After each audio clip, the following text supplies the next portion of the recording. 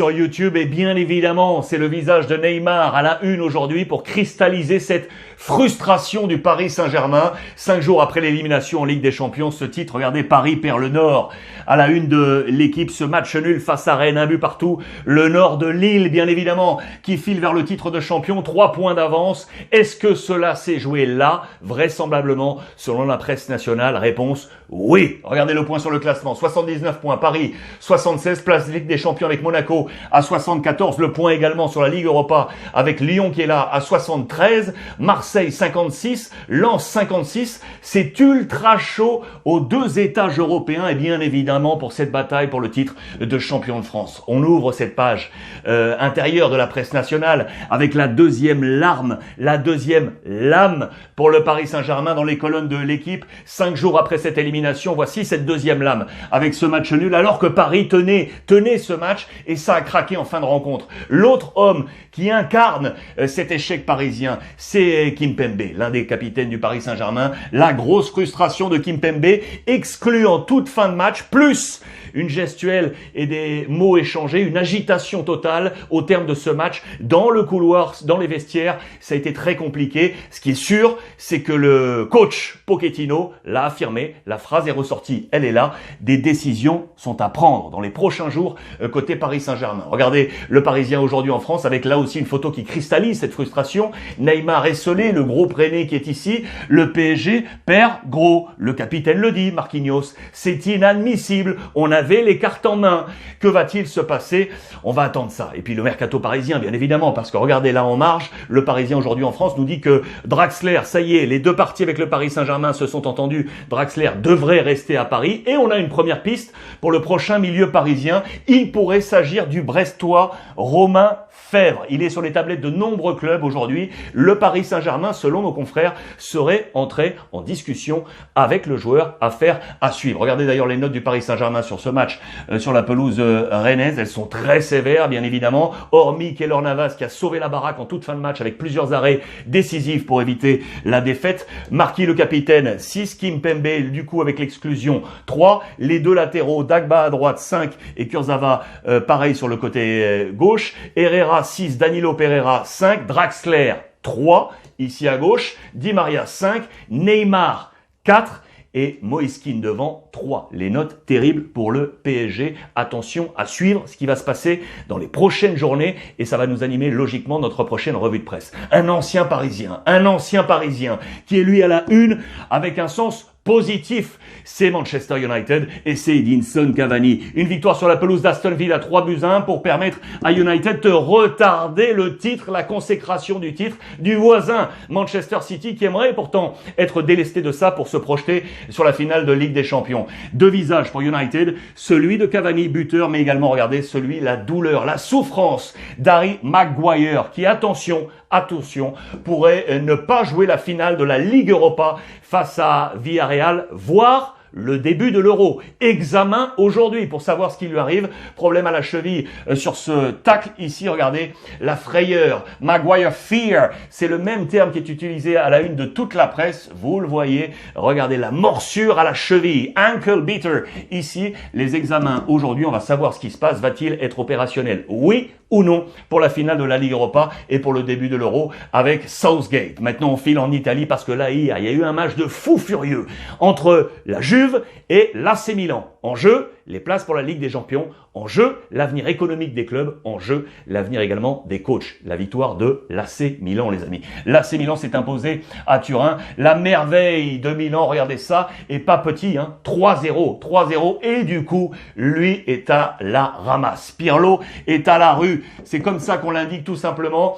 Il prend ses responsabilités, mais c'est chaud pour lui. On nous annonce d'ores et déjà qu'il va être dehors. L'organigramme de décision de la Juve était présent. Elkan, le grand patron, avec son cousin Agnelli. Et on nous parle de nouveau d'Allegri pour un retour. Le visage également de Cristiano Ronaldo au sol. Regardez l'ensemble de cette presse. Le Super Milan et l'adieu à Pirlo. Pirlo est dehors. C'est ce qu'on nous annonce. Il devrait être évincé du poste d'entraîneur de la Juventus Turin. On fait le point d'ailleurs sur ce classement. L'Inter champion. Regardez l'Atalanta qui a réussi un véritable carton qui s'accroche à cette 2e place. Milan est passé devant. Maintenant à la 3e place. le Napoli est là et vous le voyez, la Juve pour l'instant est en dehors des places de la Ligue des Champions pour la saison prochaine. Le calendrier, ça se lit de gauche à droite. La Juve, le programme, Sassuolo, Inter ici, Sassuolo, Inter et Bologne. Ça va être ultra chaud. Jetez un coup d'œil sur ce calendrier et allez voir les réseaux sociaux de Monsieur Pipo, Philippe Genin, qui vous informe bien évidemment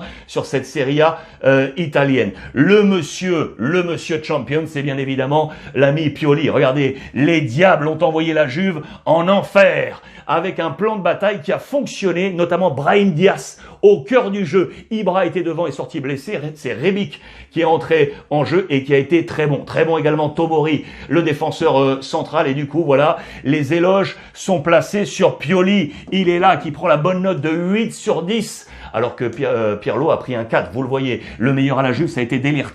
La plus mauvaise note pour Cristiano Ronaldo, qui a pris un 4 sur 10. Va-t-il rester à la Juve la saison prochaine?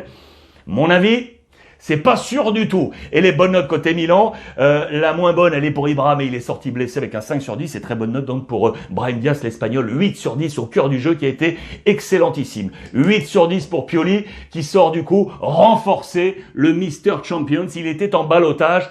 Il passe côté positif. Son plan tactique a été le bon. Il a refaçonné le plan offensif. 3-0 sur la Juve, ce n'est pas rien.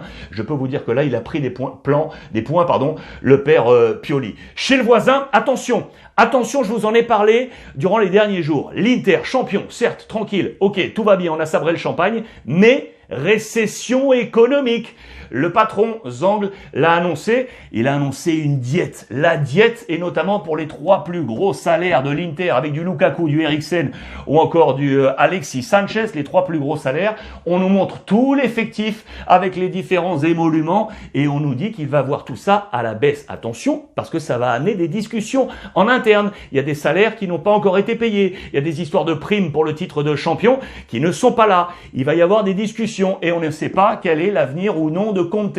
Les joueurs visent Zang pour savoir quel sera leur avenir et savoir si tout se passera bien, alors que le titre de champion a été pris. Le schéma économique de l'Inter est en pleine révision et restructuration. Je vous emmène maintenant en Espagne. Match également de titan hier entre le Real Madrid et le FC Séville. Madrid avait les cartes en main. En cas de victoire, Madrid prenait la tête de la Liga après le match nul entre le Barça et l'Atlético, 0-0. Sauf que 2 buts partout. 2 buts partout avec une énorme polémique, une double polémique. Dans ce match, regardez, le Real perd la main. Donc perd la main pour aller vers le titre avec le jeu de mots, car c'est sur ce geste-là, c'est sur ce ballon qui vient heurter le bras de Militao, qui était dos au jeu, que l'arbitre a sifflé un penalty en 2 temps en faveur du FC Séville pour finalement le point du match nul. Vous voyez que c'est également à la une de Marca, le corner venu de la gauche là vers la droite. Militao était de dos et vous voyez donc qu'il vient toucher ce ballon et le penalty a été signalé. C'est une action qui change complètement la Liga, la jugada que cambia la Liga. En page intérieure, vous allez comprendre ce qui s'est passé. Tout d'abord, un bon point, et c'est à signaler pour un homme, la chance sourit à Hazard. La chance parce qu'il a été sur la trajectoire du ballon de Toni Kroos, dévié involontairement, mais qui trompe le gardien Bono pour le but précieux du match nul pour le Real Madrid. Voilà un petit coup de pouce qui va peut-être aider Eden Hazard dans cette fin de championnat et éventuellement rester au Real Madrid. Mais bien évidemment que la photo est sur ce geste-là de Militao, parce que c'est l'action qui a tout changé. Le manotazo à la Liga en 15 secondes. Que s'est-il passé? Corner donc en faveur de Séville, le coup là ici, mais l'arbitre ne siffle pas tout de suite. Contre-attaque en faveur du Real Madrid, Karim Benzema part en contre-attaque, s'effondre face à Bono, et là l'arbitre siffle en direct, penalty pour Madrid. Sauf que intervention de la VAR, et l'arbitre est revenu sur cette action, n'a pas sifflé penalty en faveur, a annulé son penalty en faveur du Real Madrid, qui aurait donné éventuellement la victoire au Real, et a ici sifflé en faveur du FC Séville. C'est un scénario absolument incroyable qui s'est passé. Vous pouvez imaginer les discussions qui s'en sont suivies, et du coup des termes très très clairs de honte. Vergüenza, c'est rarissime, mais regardez, Zizou est sorti en fin de match, aller discuter avec l'arbitre. Ça c'est vraiment rarissime, ça ne se voit quasiment jamais jamais de la part de Zinedine Zidane. Là, il est allé discuter. L'ensemble des notes des deux côtés, je vous laisse jeter un regard, mais on va vraiment rester sur ce thème-là de l'arbitrage. D'ailleurs, regardez ce qui s'est passé ensuite. Vous pouvez l'imaginer, le Barça, grand sourire. Et au Barça, il y a Gérard Piqué. Et regardez ce qui s'est passé. Nos copains de Movistar qui diffusaient la rencontre ont posté ça là, avec la vidéo où on voit Zinedine Zidane venir parler à l'arbitre avec cette légende, monsieur l'arbitre et Zidane, qui sont en train de discuter sur l'action polémique. Eh bien regardez, Gérard Piqué a répondu à ce tweet ici. En discutant, on se comprend mieux. En discutant, on se comprend mieux. À quoi faisait référence Gérard Piqué? À ça là. Parce que quelques jours plus tôt, lors du Classico entre le Real et le Barça, eh bien il avait été attaqué, l'ami Gérard Piqué, parce qu'il était venu discuter avec l'arbitre de ce match. Les Madrilènes n'avaient pas du tout apprécié cette discussion. Modric, au terme de la rencontre, lui avait fait savoir, et voilà Piqué qui dit que pourquoi on peut pas aller discuter avec l'arbitre? Là, vous m'attaquiez, alors que là, Zidane va le faire. Les petites polémiques qu'on adore sur l'ensemble des réseaux sociaux et entre le Barça et le Real Madrid. Ça, c'est la grande histoire du classique en Espagne. C'était à vous montrer. La presse catalane, d'ailleurs, regardez au passage, qui vient féliciter ces filles championnes d'Espagne qui vont se concentrer maintenant sur la finale de la Ligue des Champions. Elles qui ont fait tomber le Paris Saint-Germain. Possible triplé pour elles. On a une pensée pour notre ami Amraoui qui est du côté du FC Barcelone avec ce titre de champion, la finale de la Ligue des Champions, la finale de la Copa, triplé possible pour le FC Barcelone. En page intérieure, bien évidemment, qu'on est sur cette Liga complètement folle avec les trois acteurs. Le Barça veut encore y croire du coup après ce match nul du Real Madrid. Mais attention parce que on n'est pas sûr non plus de l'avenir de Ronald Koeman au Barça. Il lui reste encore un an de contrat après le terme de celui-ci et on nous dit que tout est entre les mains de Laporta. C'est pas encore ratifié tout ça. Que va-t-il se passer? Là aussi, attention, on est vraiment en ballottage. Attention les amis, supporters du Barça, faites gaffe parce que là, il peut se passer quelque chose du côté de Ronald Koeman en cas de saison blanche, bien évidemment. En page intérieure, on nous parle de pas mal de choses, des petits détails, avec notamment ici, pour nous dire que Araujo, ça y est, revient en pleine forme. Il était parti en tant que titulaire aux côtés de l'Anglais, puis remplaçant lorsque Koeman était passé dans une défense à 3 remplaçant de Mingueza. Il revient au point fort pour être dans les plans de cette fin de saison. Pour cette fin de saison, Koeman va pouvoir compter sur son capitaine Busquets qui avait été touché. Il est ultra important dans cette fin de saison. Eh bien, il pourra être là pour disputer ses derniers matchs en faveur du FC Barcelone. Lui, en revanche, attention, on n'est plus sûr du tout. Que va faire le Français Dembélé? Va-t-il partir libre en 2022? C'est l'une des craintes du côté du FC Barcelone. Sauf que, eh bien, il ne joue plus. Dembélé ne joue plus. Il a été une nouvelle fois remplaçant pour ce match décisif face à l'Atlético Madrid. Ça fait 6 matchs consécutifs qu'il est remplaçant. Que va-t-il se passer autour de Dembélé? Ça aussi, affaire à suivre dans les prochaines revues de presse. Le point sur le classement avec donc l'Atlético 77, le Real 75, Barça 75, c'est ultra chaud. Séville 71, mais vous allez voir que la presse nous dit que Séville est écarté, même si mathématiquement, c'est encore possible. Il n'y a pas de joueur du Real Madrid dans le 11 type cette semaine. Ter Stegen du Barça, Savic de l'Atlético ou encore Rakitic du FC Séville. Pas de joueur du Real Madrid. On nous dit donc très clairement que le Séville a regardé toucher son toit, son plafond de verre. C'est dans les colonnes de la presse sévillane et que Séville s'est effacé du sprint final.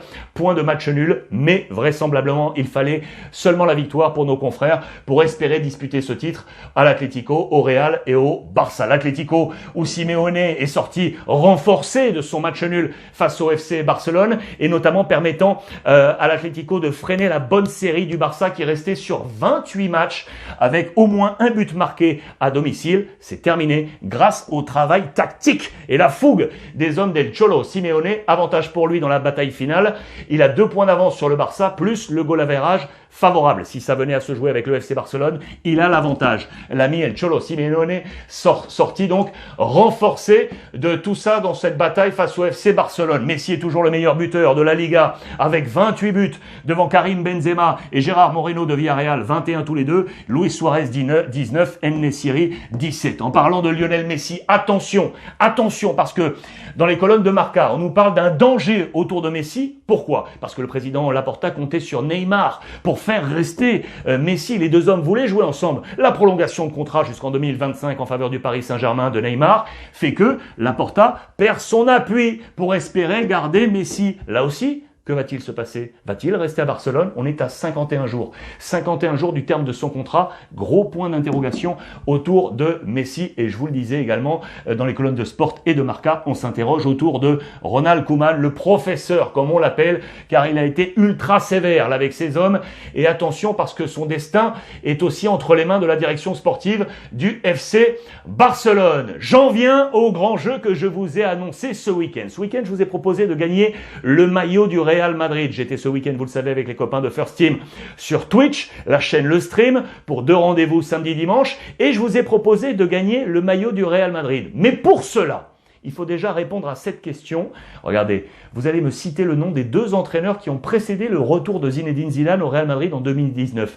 Qui étaient les 2 entraîneurs au Real juste avant Zizou? C'est une question ultra facile, je suis d'accord. Mais en plus, il vous faut le code secret que je vous ai révélé hier dans la soirée viewing sur Twitch. La rediff est disponible sur YouTube. Vous pouvez aller jeter un coup d'œil, vous allez trouver le mot de passe. Si vous me répondez sur Twitter avec cette réponse plus le mot de passe, cette réponse plus le mot de passe, tirage au sort ensuite et vous serez peut-être le grand vainqueur de ce maillot du Real Madrid. Là aussi, affaire à suivre. Et je voulais terminer cette revue de presse pour rendre hommage une nouvelle fois à André-Pierre Gignac.